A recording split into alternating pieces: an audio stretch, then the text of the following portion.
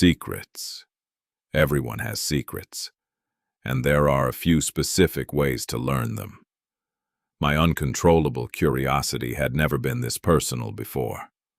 Slipping into Naya's apartment was just an impulse, a raw drive.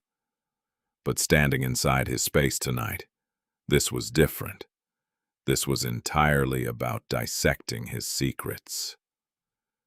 And then, I reached the desk. I heard her before I saw her. The corridor outside Studio B runs parallel to the green room, separated by a wall thin enough to carry sound if the building is quiet enough and you happen to be standing close enough. I was neither looking for this nor avoiding it. I was simply there at the wrong moment, or perhaps the right one. Her voice was different on the phone. Not softer exactly. That's not the right word. Less constructed. The particular quality of a voice that has stopped performing because it believes no one is watching. I had heard this quality in rooms I was not supposed to be in, and I recognized it immediately. I didn't move. I know that. A pause. That's not what I said. Another pause, longer. She's fine. She's with him this weekend, I told you. Her voice dropped slightly on the last sentence. Not grief. Something more controlled than grief. Accommodation. The voice of someone who has learned to carry something heavy by distributing the weight so evenly that no single part of them bends. Then, I have to go. I'll call you later. Silence. I counted to 5 and walked past the corridor entrance without looking in. At my desk, I sat for a moment with my hands flat on the surface. She's with him this weekend. Him. I had constructed a version of her life from fragments, social media, the apartment I had stood inside, the absence of a ring, the pillow on one side of the bed. The fragments had suggested things but confirmed nothing. Now a new piece had arrived, unsolicited, and it didn't simplify the picture, it complicated it. A child. Custody. A him who had her on weekends. I opened my laptop and did not look at what I had intended to look at. I had found the second address 3 weeks earlier. Not through any particular effort. That was the thing about people who existed publicly. They left traces without meaning to. A photograph taken at a building entrance, the street number briefly visible. A tagged location from 2 years ago, since deleted but not before I had seen it. Small things. The kind of things that meant nothing individually and everything together. The building was in a different part of the city. Older, more deliberate in its architecture. The kind of building that announces something about the person who chose to live in it. I had walked past it 4 times over 3 weeks. Once in the morning, once at night. Twice without deciding to. That evening I went inside. The apartment was on the 3rd floor. I stood in the entrance hall for longer than I usually did. The other apartments had told me things immediately. The lived-in smell. The particular disorder of a space shaped by daily life. This one said nothing for a moment. Then it said everything, but quietly, the way certain people speak, making you lean in rather than raising their voice. The entrance hall alone. 2 coats on the rack, both dark, both expensive, both facing the same direction. An umbrella, closed and dry, positioned precisely beside the door. A small table with keys in a dish, only one set. No shoes on the floor, no shoes anywhere visible. I moved into the living room. Floor-to-ceiling bookshelves on 2 walls. Not the private organization of her shelves. This was a different logic. Chronological, perhaps, or by argument. These books had been arranged to be seen as much as read.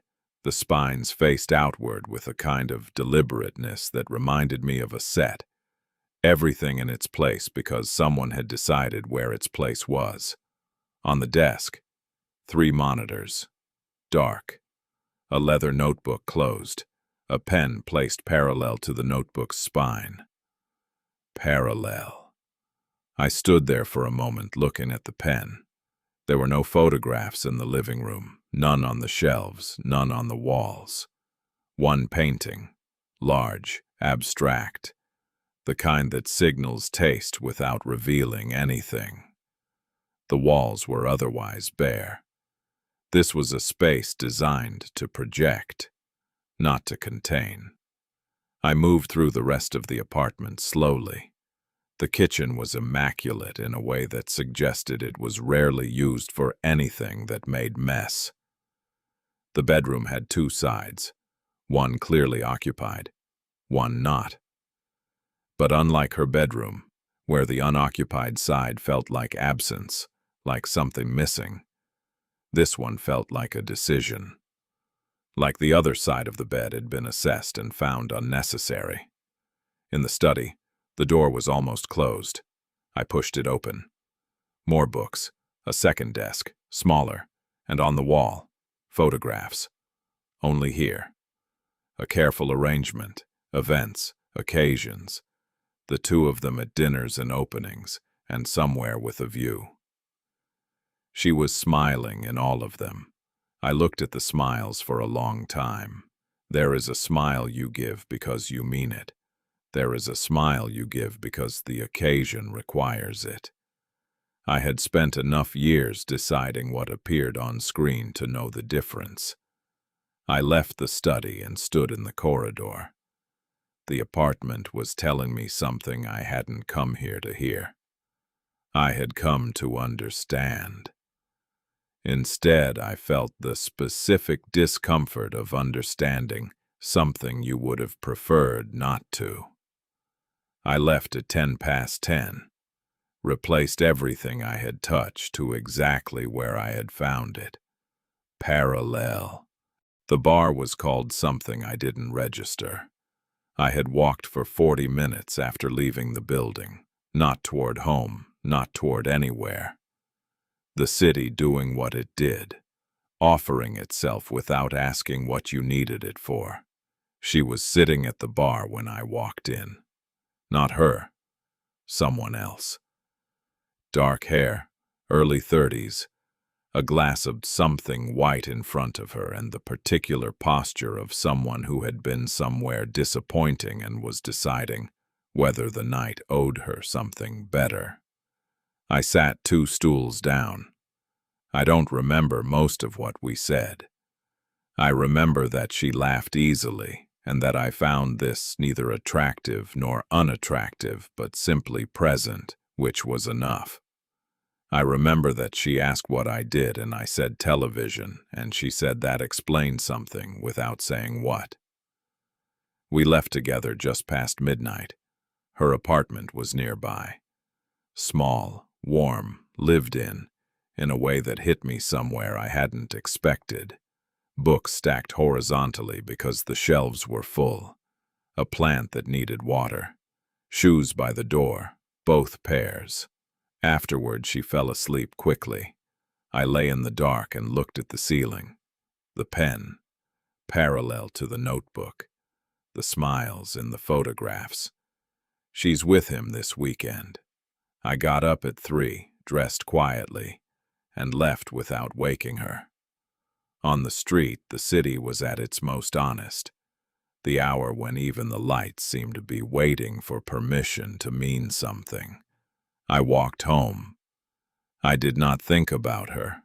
I thought about nothing, deliberately, the way you hold a door closed when you know what's on the other side. I was in bed by 4.